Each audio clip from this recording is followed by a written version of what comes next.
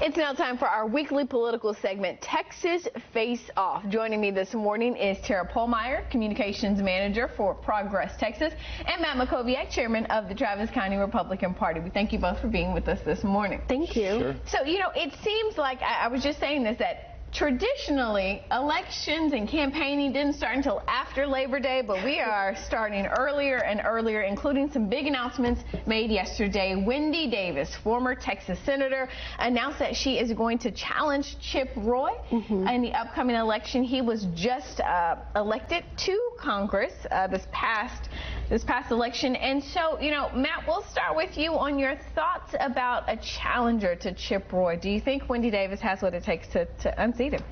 No, I think the district's a bad fit for her. I'm not really sure why she threw a dart at a map and decided to run that district. Remember, she at least was a Fort Worth resident when she served in the state Senate, so that's 4 hours from where this district is. This is a district that takes in part of South and Southwest Austin, and then goes down and takes in Hays County to the Hill Country. It takes in part of Bexar County and San Antonio.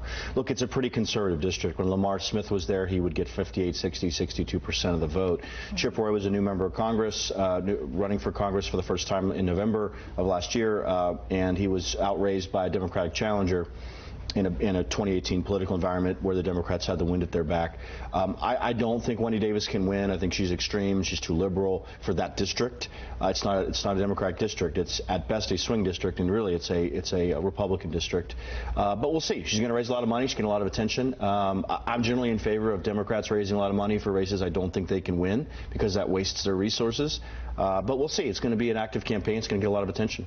Yeah, Tara, definitely going to get a lot of attention. Well, he pointed out that Davis used to be in Fort Worth. She's been living in the Austin area as of late. This is her spot, and I think when it comes down to people viewing Chip Roy, I do think that he is more in line with the likes of the very unlikable Ted Cruz and our indicted Attorney General Ken Paxton. And so I think that Wendy sees an opportunity here to truly represent the people of this district, to truly make sure that we have a future for our children and our grandchildren, and make sure that we support policies like relief aid, like health care for all, and all sorts of other things like that. Now, I think what's interesting is Wendy Davis had a lot of momentum coming out of the 2015 legislative session that then launched her running for governor, a failed run for governor. Do you feel like she waited too long, though, before announcing her next move? Has it been too much time? No, I don't think so. I think Wendy's been very busy with her nonprofit Deeds Not Words, and she's been really bolstering and talking to the youth of Texas and making sure that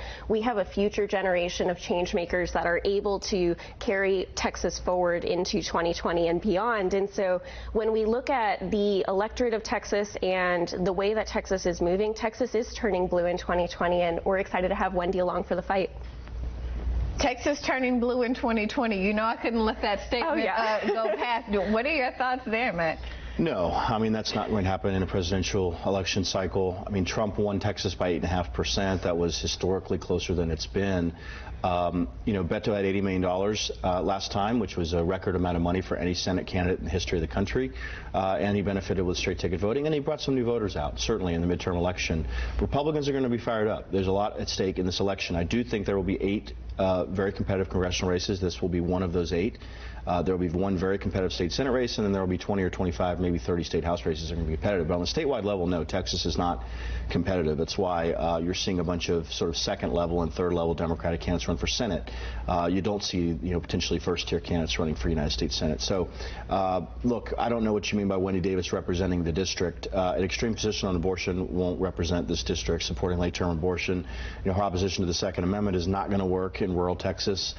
So she's going to have to answer for those positions. It'll be interesting to see whether she tries to pretend she's a moderate. You mentioned something. You mentioned that Senate race, and so that's another thing we want to talk about, because Texas Senator Royce West from Dallas announced yesterday that he intends to challenge John Cornyn. This is added to a long list now of Democrats. We also have MJ Hagar. We have a couple of former and a current Houston City Council member, and now the senator from Dallas. Your thoughts on challenging Cornyn? Yeah, it's a big field, and the beneficiary of that is John Cornyn, because the likely scenario here is that the Democrats are not only going to have a primary that's going to be 4 or 5 ways, but they're going to have a primary runoff, which which will take them 2 months beyond the March election into May. So it's going to be June 1st before they have a nominee who can raise money. At that point, John Cornyn may have $15 or $20 million in the bank. He's got, I think, 7 or 8 or even 9 million now. Cornyn, there's a Dallas Morning News story just a couple days ago about how Cornyn's building an incredible statewide organization at this point. So we'll see. I think these are second and third tier candidates. These are not people who have an ability to build a statewide organization and raise the resources necessary, and they're going to be pretty fractured throughout the primary. What are your thoughts there? Because it seems like Royce West is a pretty solid candidate, especially when we look at the support that he has in Dallas. Absolutely, and I think Democrats across the spectrum have a wealth of candidates to choose from when it comes to the primary. I think when it comes to a race that is so important like this one, really we need all hands on deck, and so I am excited to see so many candidates enter the field. When we think of John Cornyn, you know, not many people know what he's been working on lately, and he's been in office for so many years, and so for a Democratic candidate to come in and have some name recognition, that is really going to push them forward above Cornyn, I would say, especially when he's a candidate that has consistently worked to repeal the Affordable Care Act, which provides insurance for so many of our Texans. He has consistently sided with the NRA, consistently tried to side with Trump the entire time, and so we are excited to see all of these Democrats on the field. All right, should definitely be interesting and lead to a very interesting primary. Well, we thank you both for being here with us today. If you guys missed any of this, you can head on over to KVUE.com right after the newscast to catch this segment.